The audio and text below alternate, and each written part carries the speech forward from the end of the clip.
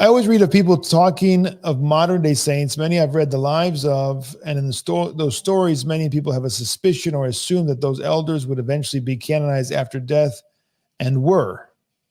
How does one look for elders currently living on earth? Even if they aren't in the same capacity, I would love to know how one would learn of them. I always read in the lives of some modern saints, Paisios, Galactia, Porphyrios, and others that would have many, many people visiting them all the time. I assume such things haven't stopped, but how would I become aware of them when I'm so removed from it? Should I just visit monasteries, or should I even concern myself with such things? Okay. Thank you from whoever that is on Telegram. Well, I can tell you my experience in Greece, that there are contemporary elders and spiritual fathers and holy ones that people do run to and, traverse land and sea to go to even today.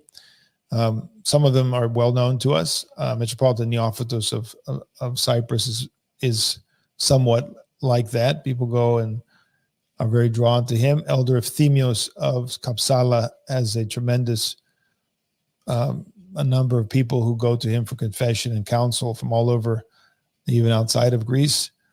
There are a number of other ones that I'm not so familiar with, but they do exist in Greece today, different monasteries. Some of them are on the internet, some of them are not. So I think if you were in Greece, you would visit monasteries, absolutely. And you would eventually find out through, a zealous desire, God would lead you to people, and you would hear it at the various places where people go on pilgrimages and go for retreats and all that.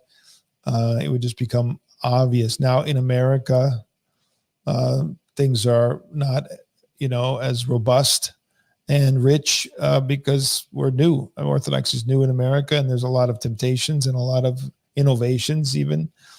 So monasteries are new, and not a lot of them comparatively. So it's just going to, analogously, it'll be harder.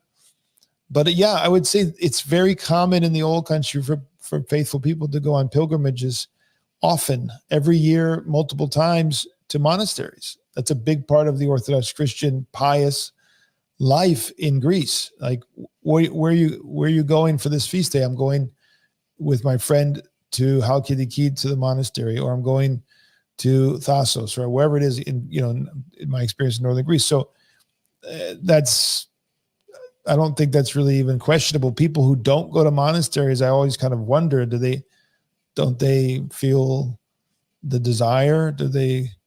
What's going on? What have they believed about monasteries, or something that they're afraid of it? I don't know. There's a variety of reasons, but it's certainly a standard, a staple in the old world. Romania, tons of monasteries. People are constantly going, and that's where they're getting their spiritual direction. And of course, there's all kinds of disciples of these saints. Now, there is an ebb and flow in the spiritual life. There are times when we have great flowering of ascetics, and there's times when we don't. It's not necessarily a constant presence, right? Or intensity.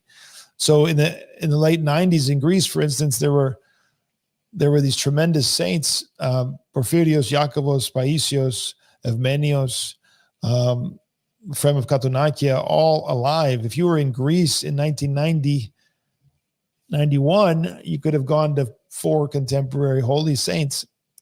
I don't know if that's the case today. I don't know if we have the same kind of caliber, or they're not known to men as much, right? That's another reason. There's more than one reason why God reveals saints to us when they're still alive. There's, others who are unknown, and they become known afterwards. Father Seraphim Rose, in his day, there was a very small group of converts in the 60s and 70s. It was not large. Comparatively, it was tiny, I would say, to today's influx of converts.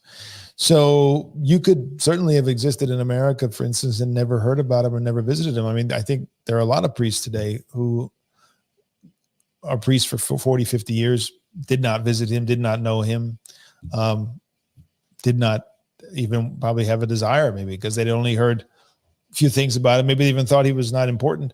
So these things are, there's monks and elders today that nobody's paying attention to, and we might not know anything about them until their repose. Anyway, go to monasteries. Absolutely.